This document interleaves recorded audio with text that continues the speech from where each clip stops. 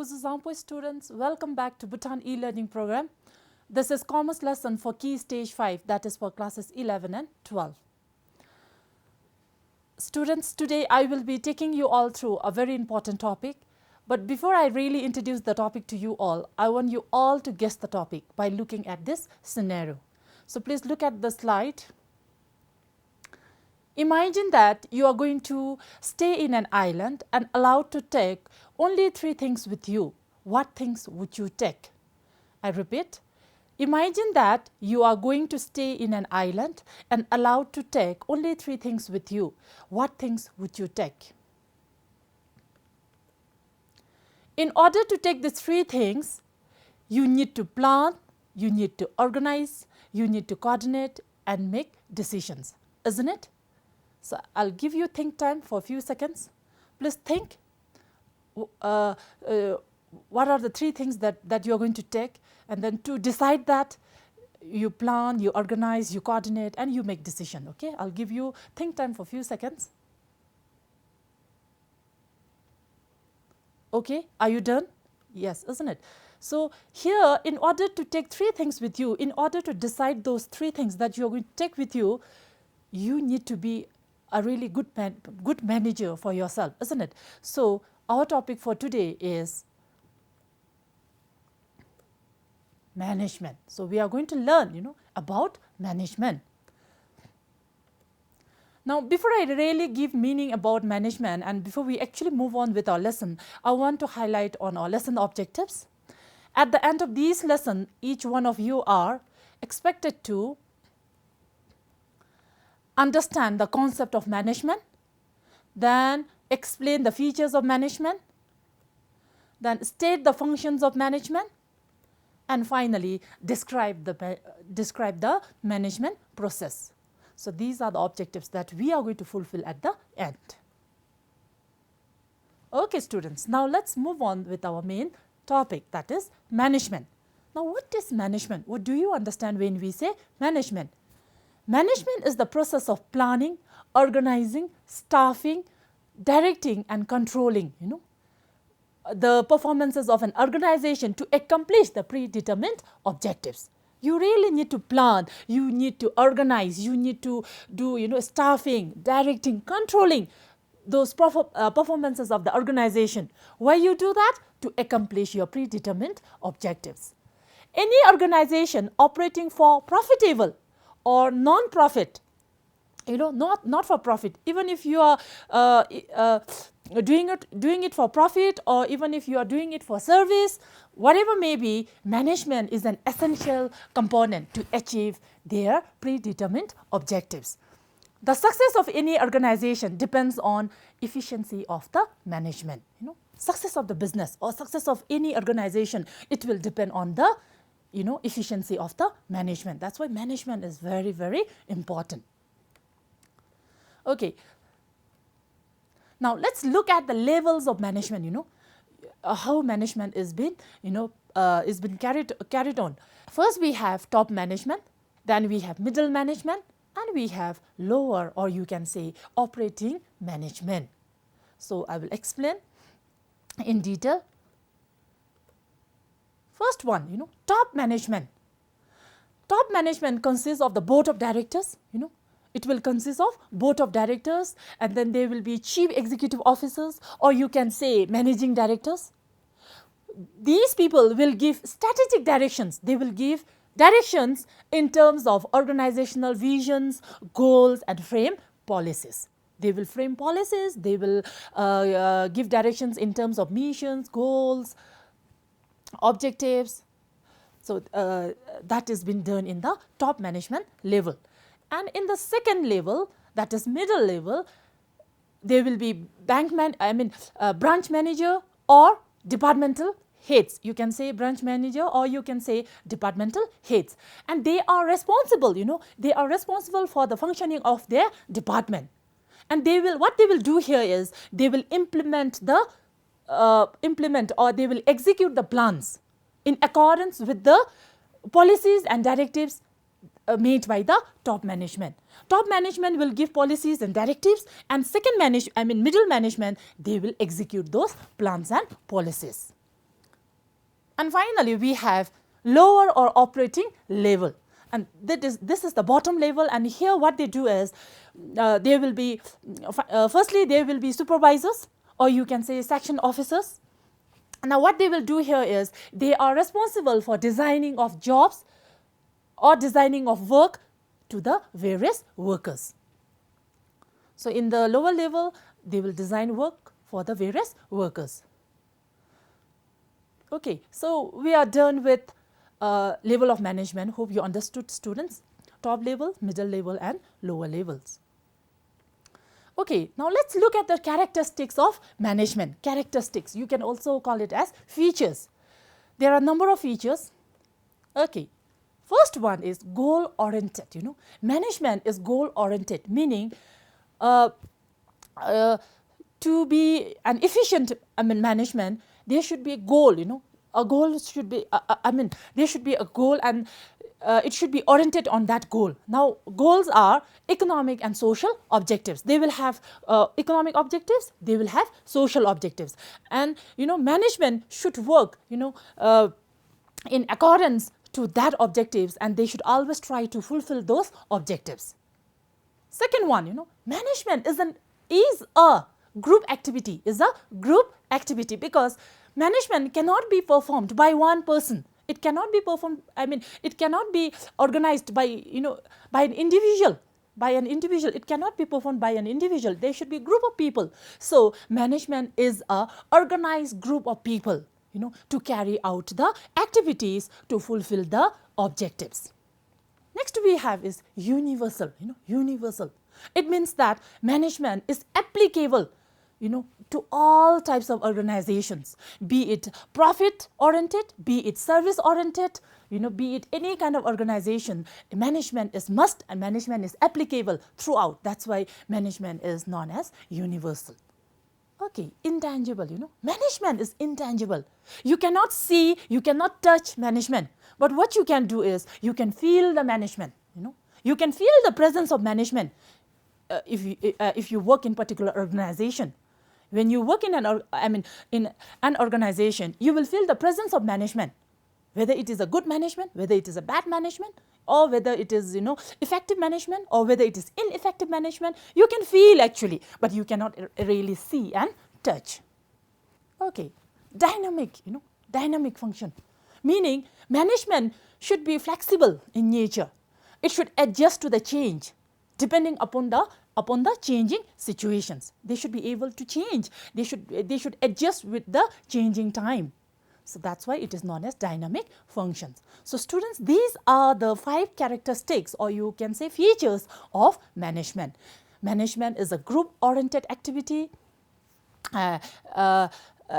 Management is universal, management is intangible, management is dynamic in function, and management is goal oriented.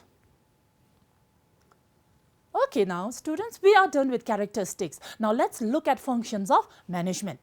To be called as an efficient management, the manager should follow those procedures. There are 5 procedures. First one is planning, then we have organizing, then we have staffing, then we have directing, and then we have controlling. All those procedures will make the management efficient. Let us look at those functions one by one. Okay, first one is planning. Now, what is planning? When you say planning, it's very simple. It's to plan, isn't it? But if you go in, deep, or if you go in detail, there are a number of things to be remembered. Here planning means what is to be done. You need to decide now. What are you going to do? What is to be done, and how it is to be done. After deciding what is to be done, now next step is you need to decide how it is to be done. Then again you have to decide when it is to be done. When are you going to do that? And then where you are going to do that. So all those things, you need to decide under planning. What, how, when, where. So if you decide on those aspects, then your planning will be very efficient.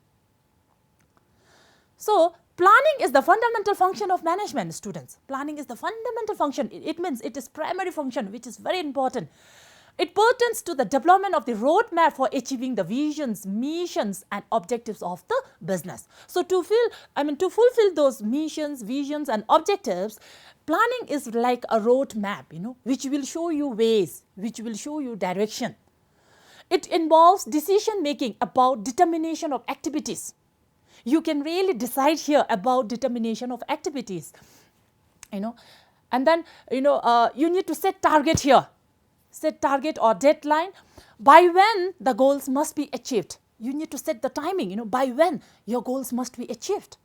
And finally, they also need to give clear ways and means of carrying out those activities. How you are going to carry those activities? You have to really give clear ways and means, about carrying out that activities.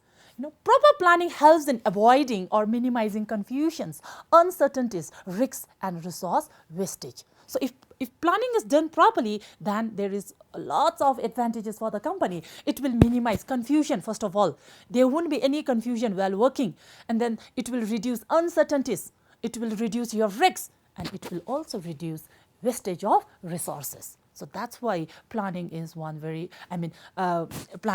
important function. Next one is organizing. Now, organizing, second stage.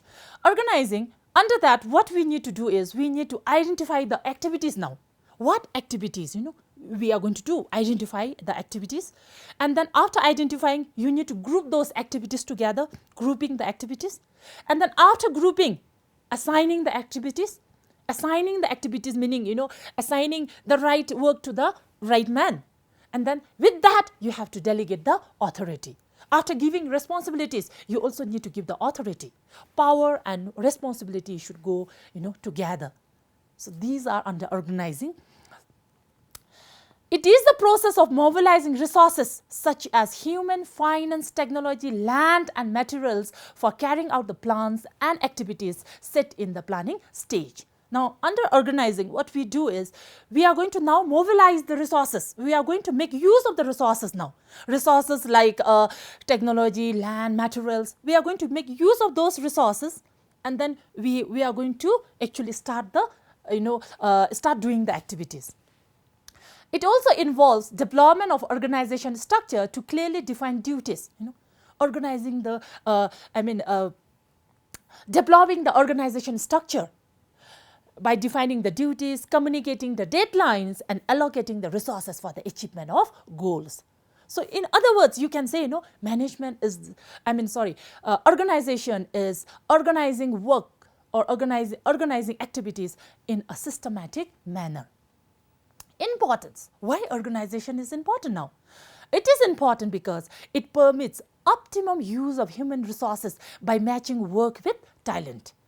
There will be optimum use of human resources, meaning human resources will be utilized properly without any wastage. The work and the talent will be matched.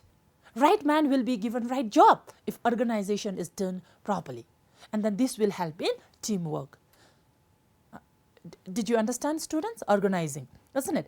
Okay. Now the third one is staffing. Now staffing, manpower planning. We are really going to plan about human resource here now. So under these we have recruitment and selection. Firstly, we need to recruit, selection. Through proper means you need to do the selection, and then we have placement and orientation. After selection, you need to do a placement, and after placement, you need to do orientation, meaning you have to give orientation about the work to the employee. And then after orientation and placement, you have to give training and development, which is very important. People should be given training. People should develop in terms of their profession. So training and development is also important under staffing.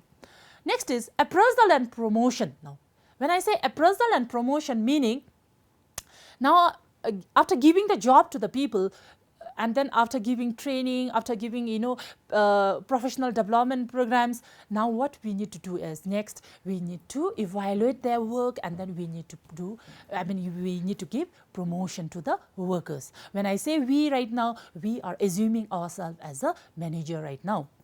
So final one is promotion. No, you will give promotion after the training or deployment. You will give promotion by evaluating their work. So these are all under staffing. To staff means to recruit, as I already told you, means to recruit, select, develop, maintain and utilize human resources in order to get the most qualified person for the job. So if the recruitment process, selection process, deployment process, if everything is done properly, then the company or the business will get the qualified person for that particular job. Now, why it is important? Why do you think staffing is important?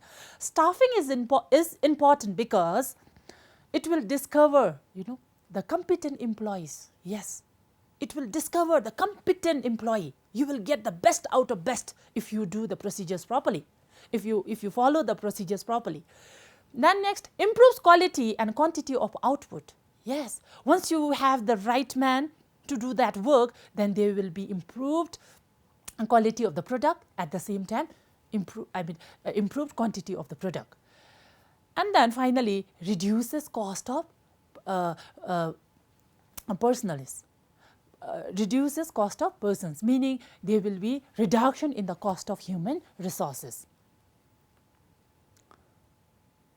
Okay, now next we have is directing. Now this is the second last stage under function. Directing, directing means planning and allocation of work. Firstly, you should plan and you should allocate the work. Then you should issue order after that. After issuing order, you have to give guidance. You have to guide the employee. You have to give guidance. Then after that, maintaining discipline, which is very important here. Discipline, discipline is important in the management. So these aspects together will make the directing effective. Planning and allocation of work, issuing orders, guidance to the employees, maintaining discipline. It is the process of providing direction and guidance to the employees pertaining to their roles and responsibilities in achievement of set goals. So it's the process of providing direction, actually, giving guidance to the employees. Why? To achieve your objectives. Now here, students, I will talk about 4 tools for directing. There are 4 important tools to have effective directing. They are, number 1, supervising. Now supervising means looking after the employees, to see whether the employees or whether the subordinates are doing the work according to the plan or not. You need to supervise now. That is first tool. Second tool is leading. Very important. As a manager, you should not always order, if you order all the time. When I say you right now, imagine yourself as a manager right now, okay? So if you order all the time, then you are not a good manager actually. So as a good manager, what you need to do is you need to lead, Instead of ordering all the time, you should show examples. You should lead first. You should be the first person to do everything. Then only your subordinates will follow you. So that is the second tool, leading. Third tool is motivating, which is very important tool again. Motivating, you really need to motivate your employees, your subordinates, encourage them. And how you're going to do that? You will do that by giving good feedbacks, by giving incentives. So in this way, you can really motivate your employees so that if they are motivated, then their energy level will go up. Their energy level will increase. Are you understanding?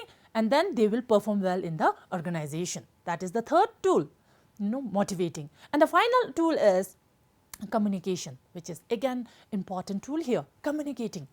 If there is proper communication channel in the business, in the organization, then, as a superior or as a manager also, you will be able to give clear instructions to your subordinates. You can give clear instructions. There won't be any confusions. And as a subordinate or as a worker also, you will feel free, You can speak out whatever you feel inside. And then you will give feedbacks. Yes, you can give feedback about the management, whether the management is really doing good or not, whether the management is up to your expectation or not. You can give feedback through Communication. That's why communication is the fourth tool. So please remember those 4 tools under directing. What are they? Supervising, leading, motivating and communication. So through these 4 tools, the manager will be able to direct the employees in an efficient manner. Okay, now we have, importance. Now, why directing is important now? Directing is important because it deals with human factor of production. There are 4 factors, isn't it? Land, labor, capital, enterprise. So directing deals with the labor here. It deals with the human resource here. So that's why it's very important. And next one is, it will motivate individual to perform well. It will motivate each person to do well.